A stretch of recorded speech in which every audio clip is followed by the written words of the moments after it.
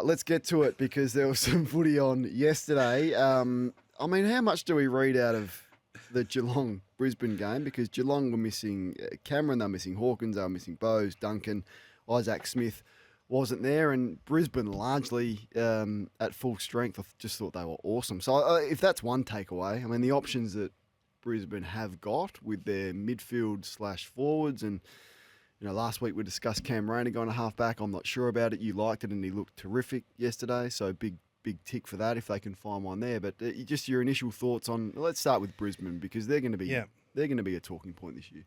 They are, and I think Ashcroft is the talking point, isn't it? Yeah. I mean, just to see the young kid come in, he had close to 30 touches. In his first hit out, he played wing, he played on ball, he played half forward, and he just looked at home. I mean, these kids coming in now are so prepared and so driven. A bit of Selwood and a bit of Walsh about him, like just that instant impact. Not in terms of necessarily the style of play, but their ability personality to come in, all of that work ethic, ultimate professional from the moment you walk in, and make a difference in your first year, which is rare. That would be in the 0.5% a player in their first year that comes in and makes a big impact and a big difference. And he's doing that from a midfield that's stacked. Jared Lyons was an emergency for a practice game. Yeah, and you know what? It's going to be hard to break in, isn't it? He should have looked for opportunities, I reckon, in the off-season Lyons. He just won't play. We talked, you got to back yourself in, don't you? You want to be part of a premiership, and they're going to be up there again this year, the Brisbane Lions. I was looking for what's different with the Lions because I just think they've played a pretty basic brand of footy the last couple of years, and it's taken them deep. So I'm not having a go at them, but they looked slick with the ball last night. Their ball movement was clearly quicker than what it had been over the last couple of years. So there's been a shift there. They've got the talent to back it up.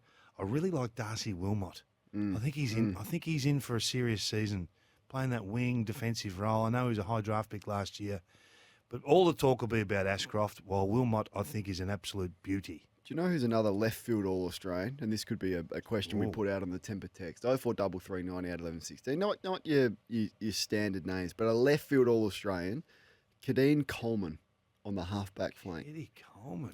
His ball use, and wasn't a massive numbers night for him, but every time he doesn't make a mistake. He defended well last night. He's in a one-on-one with Gary Rowan. He brings the ball to ground, and he's an absolute weapon. And I think your friends at Champion Data have him ranked top 10 for kick rating in the comp. Yeah. He's a left field candidate for All-Australian. So they got players everywhere. In the first quarter, they had 9 inside 50s for 8 scores. So to your point about the way they're moving the footy, their half forwards and their forwards come right up. They all crowd the zone where the ball is in, so the 80 metres sort of surrounding the ball. And then once they turn it over, they go. And their ball movement through the middle to get it over the back to Cameron and Bailey and all these players, McCarthy and, their tall forwards are athletic and have speed in Danaher and Hipwood, and Gunston's now there. He got one out the back early. So, look, I like the way they move the ball. Yeah, I'm with you. And to do that, you've got to have enormous trust that your backline can hold up if you make an error or two, which is the game. It's an error-riddled game. So I thought looking at Andrews and Payne, I'm hot on that position of Payne, so I'm watching that thinking, can this guy do it? He looked really, really settled and really comfortable last night, so off to a good start. And as we said before, it just makes round one so spicy. The fallout for the loser of Port and Brisbane, clearly it's more severe at Port Adelaide than it is at Brisbane. Travelling, all those sort, on the road, not expected to win, tough start to the season, blah, blah, blah. But if they can go and play like that, gee, they're going to be hard to roll. Yep, and McCluggage could be in for a big year. I mean, he's been All-Australian squad for a number of times, but the prospect of him making that would be there. 10 clearances last night. Thought his centre bounce work was excellent. And Zach Bailey, your man, who you were on earlier than anyone else, started centre bounce and did a lot more centre bounce work last night as well. So look forward to him getting some more opportunities. Just a word on the Cats. I mean, I don't think they'd be too concerned about anything that they saw last night. It was just a tough night for them. They had a number of entries and just inefficient going forward. Conditions played a factor in that, but there wasn't really anything to write home about for the Cats last night. Not that it has me swaying my opinion on where they will be in September. Yeah, it's just too many out, really, in the end. Braun has a crack, though. I'll say that. He was good, wasn't he? He's tougher than I gave him credit for. Well, because I just hadn't seen him enough. when you go to Geelong and you see what everyone else is doing, you get swept up in the new standards. If you don't do this, you won't play for us. So players change. You address your shortcomings. So now he was actually very good. Yeah. And look, they had a pretty poor night. They would be disappointed with a little bit with how they played the Cats. I mean, it was over very early, wasn't it? Yeah, done. First Done quarter. early. So they're not a worry. We're not concerned with them. We'll wait and see how they hit the start of the season. And they've been pretty much a 50-50 team, the first 6 or 8 rounds last year. So that's maybe the building profile to finish strong in the back half of the year. So maybe they don't have the ambitions in rounds 1 to 3 that the Lions have. So Brisbane travelled to Port Adelaide to play them on the Saturday twilight game and the big Geelong Collingwood game on the Friday night. As we move on to that game, I caught it, most of it whilst I was doing Sports Day last night, and Collingwood jumped out of the blocks there. So their area of centre bounce, which they clearly identified as an issue last year, and they've changed some personnel around there. I think they won the first 3 centre bounces and scored. Goey was as good as I've seen him yesterday, and I want to challenge for Jordan Goey, Kingy. He hasn't put together an elite season ever. So top 5 best and fairest once. If you compare him to, look at the resumes that players in his generation, his age group, are starting to build. So look at Oliver's resume. Look at Zach Merritt's resume. Look at Petrarca. Dangerfield's older, but he's got 8 All-Australians. Goey is that, have a great season. Don't have an up and down season. You're going to play midfield. You're going to get the ability to win more of the footy. I don't know if he's ever had 30 possessions in a game. He had 30 yesterday. No one could tackle him. So that's the challenge for him. Put together an elite season that matches your ability. He looks fit, he looks hard and ready to go. And I hope it is one of those seasons for him where we're really talking about him potentially winning a Brownlow and being an All-Australian for the first time. Wow. Well, why couldn't he be? If Ollie Wines can win a Brownlow, Jordan Goey can win a Brownlow. Don't you think? But that's on him. That is only up to him. How professional are you going to be? Are you going to stick through it all year? Are you going to do everything right? You've got the contract, so there's security there, and you're not playing for a big deal. But he has all the capabilities to be in that level of player that we speak about week after week. Yeah, I love him as a player. I know. And I don't understand the knock on him, and I get there's some extracurricular stuff that goes on, and he opens himself up to that sort of feedback. He's always missed little patches of footy. Yep. He's missed a couple of weeks here, a couple of weeks there. And I don't think he's ever been rock hard fit. Looks rock hard, absolutely Christian Petrarca levels fit. But when you see him training now, he's had an impacted pre-season. He wasn't there at the start of pre-season. I think he had a shoulder up from memory, or some problems with that shoulder. But he's at the age now. What is he? 26 now. The penny's dropped for him. He knows what's available. Yeah. So I agree with you, but I don't know if he has to have it. In terms of winning a premiership, he doesn't have to be the reason. But he wins Collingwood games. There's no doubt about that. I think you're warming to him. I think this is new for you. I like it. I call it as I see it, and I thought, gee, you look good last night. But we're in early March. It's summer. You've had a pre-season. I want to see him do it in July when Collingwood are down by 3 goals at 3/4 time, and he comes out and goes, right, I'm gonna take this game. I'm gonna go in the centre bounce, and I'm gonna influence this game. I don't want to get ahead of next week. I know next Friday's your day. You're going to drop all the for one of your employers. You're going to give your top 8.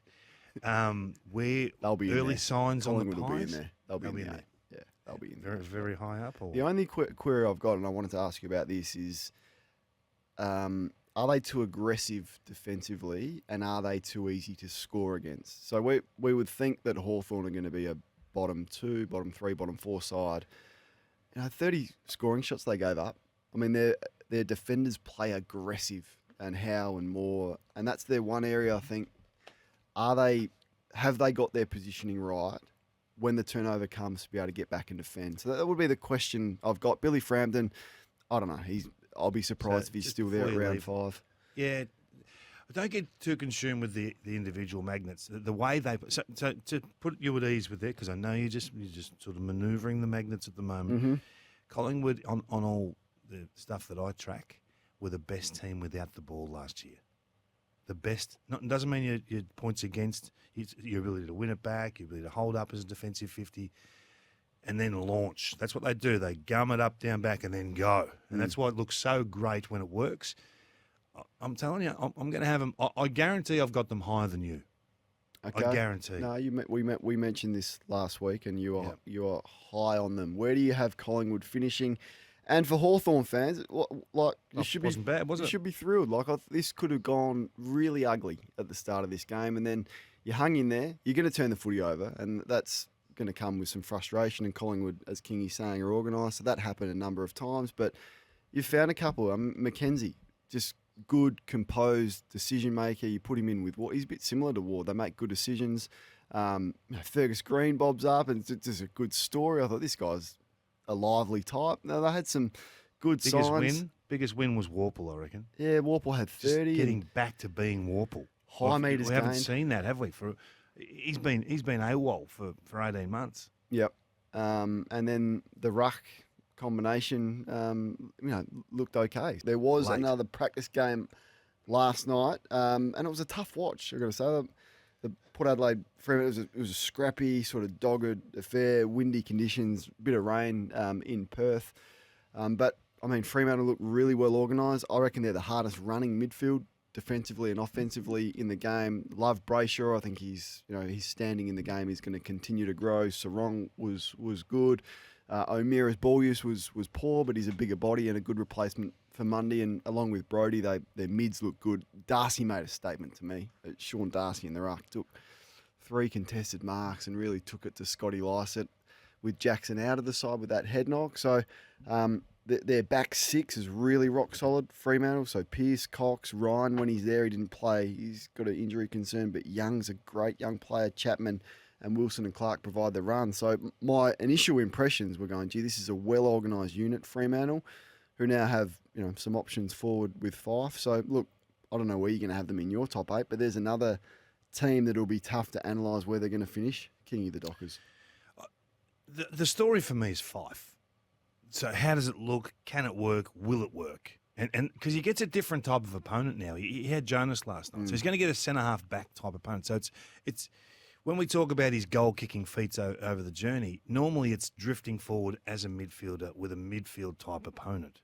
So it's a mismatch, if you like, a size mismatch. He's got the strength advantage on anyone he takes forward out of the midfield. But when he starts there, he gets a bona fide centre-half back type player that's good body to body. He was terrific last night. And he capitalised on his opportunities. I don't know what he finished with. I think he kicked 3, maybe 4. But he looked so dangerous. I haven't seen that side of Fife before. So this is a big tick for them, because that's the area where I always have concerns with them. Okay, they're good defensively, but can they put 100 points on the board consistently? Enough? Yeah, I had that written down sort of halfway through the third. Can Fremantle score enough? And Tracy and Tabiner and Amiss is a young player when he plays. Fife, Walters wasn't there.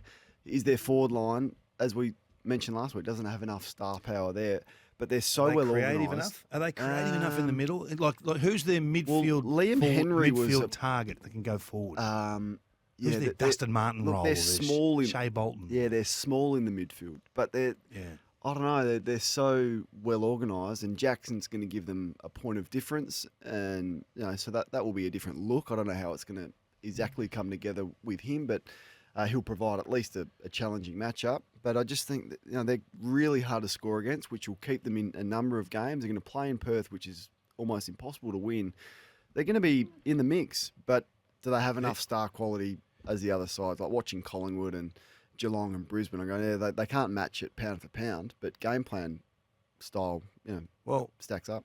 They're midfielders, and I'm glad you touched on Sarong and Brayshaw, because their hands from stoppage, their link work to take the ball from inside to out, that's become the game. If you can do that at clearance, and Darcy gave them great service, then you can. It doesn't matter who's forward of the ball if you've got time and you've got the luxury of a bit of space and the ability to kick it to it. Even if they're lesser ranked talent forward of the ball, you can make it work. So I thought their hands from stoppage was a feature last night, something they've clearly been working on.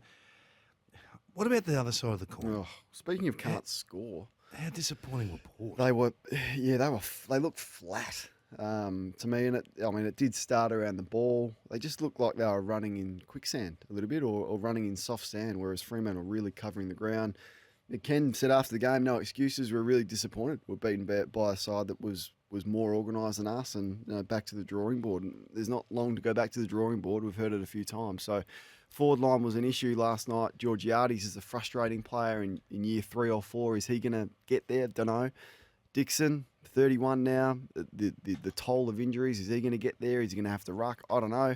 And Todd Marshall had a great year last year, but as the number one guy, he's easy to pick off. And then at the other end, they're a bit undersized in defence. Ali was good, I think, and he's going to be better for playing on their best opposition forward, more so than that drop-off role. I want you to watch the game again. I want you to watch the game again and just watch how often your boy, number 18, Jason Hoare-Francis, walks around the ground. No concerns. No. That was a I want you real to watch positive it again. to come out of Walkers the game. He's don't win you 19 games. years of age. He's come off major surgery. Trait. And he had an absolute crack last night. He's going to have people looking foolish in 4 years' time, Jason Hoare-Francis. I thought I saw it live and then saw it bob up on social media. Watched it a couple of times. I think he's okay myself, but it'll be a good test case, Kingy, for how hot they're going to be on those sling tackles this year. He's in trouble. There's no doubt he's in trouble. I mean, if you've read anything this week about the concussion issue and the sheer cost and the trauma it's going to cause the back office of the AFL over the next 10 years, they're basically saying $2 million a person who's had this sort of trauma. Now, and everyone comes at me, the game can't afford it. You choose to play sport, you got to wear this. You've still got to provide a safe workplace in any form of society. If you're going to not stamp this out, you've got no grounds when you go to court. So he misses round 1? I think he's a case to answer. Now he can fight it. But if you're not going to stamp those sorts of tackles out, then you're going to draw more concussions year on year. No, well, Kingy's had a big statement on Taranto this week. He's moved past Jeremy Cameron and Toby Green and Bontempelli and Dusty and all these players. He's going to be a top 5 player. Top 5. You don't have to go past them. You just got to be amongst them. This guy has been, and you can say what you like, and people come at you when you're talking about some interstate stars. The hub of the media feedback is in Melbourne, and we rate and elevate players, I think, ahead of some of those that are just off Broadway more often than not. This guy is a total star, Tim Taranto. Total star. I think total star. I don't think he's got that level yet. What makes you say that he's a total star? Because he's just a contested possession beast. He wins clearance after clearance. A lot of those, though, like Josh Dunkley does that. Is he a total star? Josh Dunkley? I think he's better than Dunkley. Okay. I think he gets forward. I think he impacts scoreboard. He's an elite runner. He will. Generally, midfielders are either contest winners or they're transition players. They're involved in the chains. They're not necessarily a brute. This guy's both. I think he's going to have an enormous impact on Richmond this year. He'll be the reason they win games. He'll get forward and kick goals. Damien Hardwick's never had the clearance game as an asset. So him and Hopper bring another method to win games of football to Richmond that they don't even need. You got a lot of teams in this 8 of yours. Your 8 is shrinking. Richmond, They're in my 4. Collingwood, you're a big fan of Carlton, I reckon, just reading between the lines. I don't Not sure. Melbourne, you've been a big fan of their pre-season. Not giving too much away. Waiting on that next employer to get involved like you. Kingy's 8 is getting really tight for spots. They're in my 4. Well, there's a hint. I think you underappreciate Tim Taranto. No, I just need to see you do it for more than one season 4 years ago. That's all I need to see. I need you to be on the park. I need you to be a consistent. Anyone can have a good one season. I want you to do it consistently. Like the top 5 players you're talking about are Bontempelli. Week after week after week he does it. That's the category you're putting him in. And I don't see him anywhere near that yet. If Bontempelli played for GWS, you wouldn't have him at the level because no, but I just mentioned Toby Green. I got Toby Green's at that level for me, like top 5 player in the game. Who's your 5?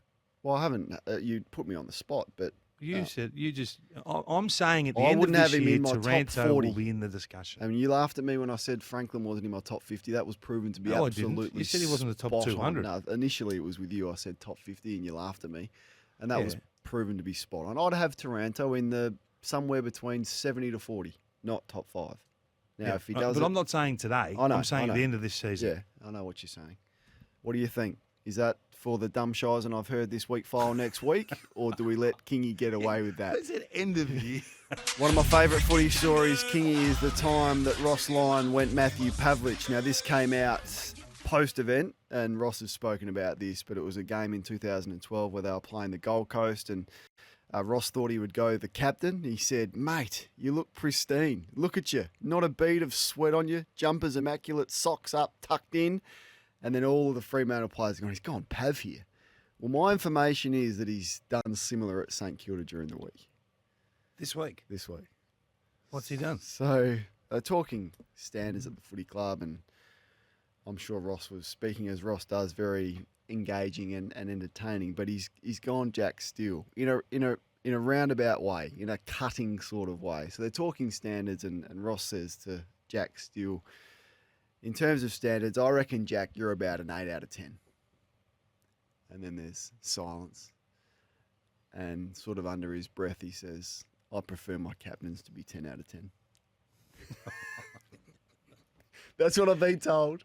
I think it's great. I love it. Honestly, to go to make a statement, really good source. To make a statement like that at the top has maximum impact. I mean, we're still talking about this Pavlich one. Pav still talks about it today. And that's, nearly 10 years ago or over 10 years ago. Where would he be short, Jack Steele? I don't know. Well, 8 out of 10 is pretty good, but Yeah, I'd take 8 out of 10. he prefers his captains to be 10 out of 10. Yeah. Well, he's had a couple of pretty special ones, hasn't he? Hey, He's had some good captains. Pav, Yeah. Fife? Would Fife? Fife would have been captain. Gee whiz. The more we're comparing lists and we're comparing what's trying to crystal ball 2023. It's difficult to do. So when I watched the game back last night with Port Adelaide, I just don't see it. What am I missing with Port is the discussion. I just don't see Kingy, the spark. I'd love to argue with you and mount a really strong case, but I don't see it either at the moment. And look, it's pre-season and you can overreact, but this is a body of work now. I think their efficiency moving the ball from midfield to forward has been an issue for a while now. And it doesn't matter sort of who's down there, whether that's personnel through the midfield and half back with their ball use, whether that's just they don't have the forward talent there. The frustrating thing, I guess, with Port is you see it in patches and they suck you in. You go, okay, well, hang on, we're in. We're in here. This is sort of the style of play, and the players clearly buy in and they have a crack, but maybe they're just not good enough. I don't know. I was flat with that performance yesterday. Yeah, so I'm not going to argue with you this morning over it. If round one against Brisbane, the heat's going to come quickly in Port. There's no doubt about that. And Ken Hinkley's in the hottest seat in the Cape right now. It's come for the last 3 or 4 years. Yeah, but it's not going to be as hot as what it's going to be. Yeah. That 30 minutes after round one home game against the Brisbane Lions, if it doesn't go to plan. I'm worried. I'm worried about that midfield. And I'm not talking with Jason Horfrancis with you because I know your passion for the guy.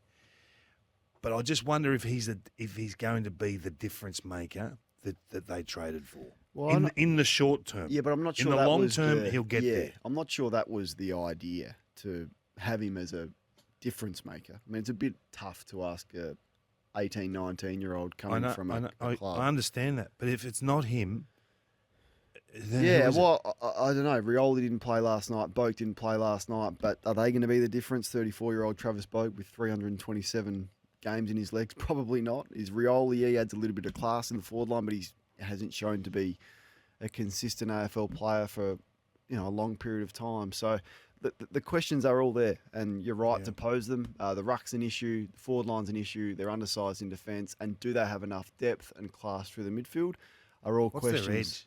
What's the method that's their edge? I just don't see it. Yeah, I want to see a bit more from Butters as well. Butters has been talked about a lot internally and pumped up big time and big comparisons. He's had some injuries and he's still young, but I want to see him really grab it as well. But because he's that smaller midfield who does take a lot of punishment. West Coast had their Hall of Fame yesterday. Kingy. Yes. Should Ben Cousins be in it? Because he wasn't. Should he be in it? So I'll give you the names who were inducted last night. Don Pike, Mark Lacroix, Matthew Prittis, and Phil Matera were inducted yesterday. So the omissions, and I read the West Australian article during the week, who went through all the candidates, and this is an amazing West Coast Hall of Fame. It's really good, but Ben Cousins should be in it now. There's no Cousins, there was no Embley, and there was no Daniel Kerr. I think Ben should have been inducted last night. Have they had to wait, just outside looking in, have they had to wait till he's in a safe space in his life where he could actually be lauded in the right manner and that he's ready to handle all that? And because it'd be a massive deal in Perth. To the function, the night, the honour, he's probably now in the right space to accept that. So do you have to wait another 12 months to just make sure that you don't trip up as a football club? Yeah.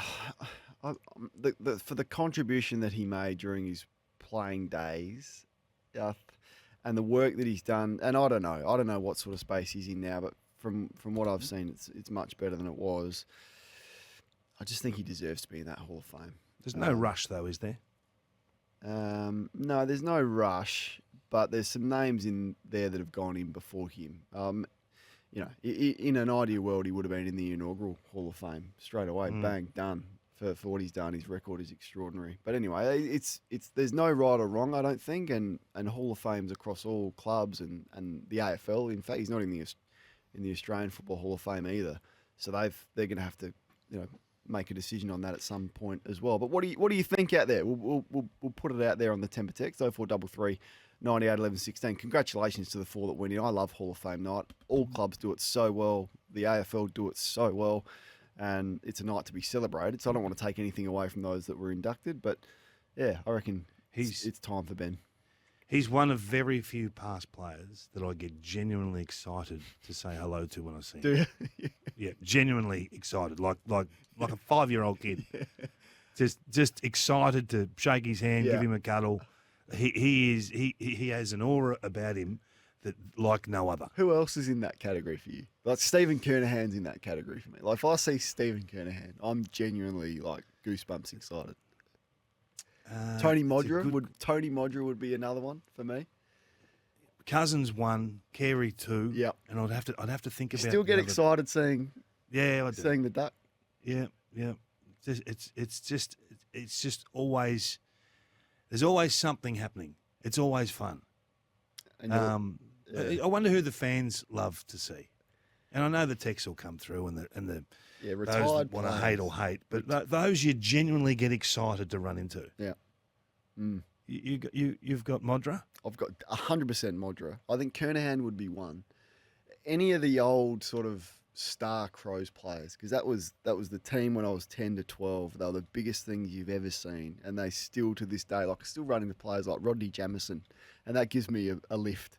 Seeing Rodney Jamieson at the coffee Rodney shop. Jamieson. Yeah, he just remember he kicked the goal after the siren against Fitzroy on a rainy day at Footy Park. Never forget it. Like just these types of players. Like if I saw Rodney Maynard, who many of you might not even heard of, these types of players.